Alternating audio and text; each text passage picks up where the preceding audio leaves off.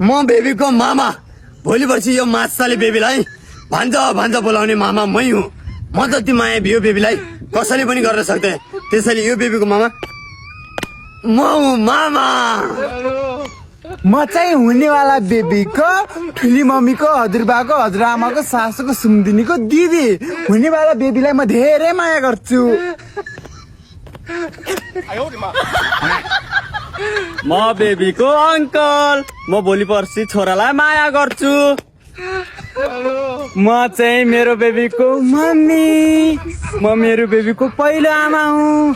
मेरो बेबी पहिलो छोरी हो। अनि मेरो यो उद्घाटनमा आउनुभएको सबै सम्पूर्णलाई धन्यवाद भन्न चाहन्छु। म मेरो बेबीलाई धेरै माया गर्छु। त्यसपछि मेरो पोइलाई पनि धेरै माया गर्छु। मेरो बेबी भनेको मेरो प्राण हो। मेरो बेबीको लागि म मर्न पनि सक्छु, कसैलाई मार्न पनि सक्छु। मेरो बेबीको खुसी नै मेरो खुसी हो। हेर्नुहोस् त गाइस, मेरो बेबी कति ठुलो भइसक्यो। अब मेरो बेबीको उद्घाटन बेबीले हगेछ।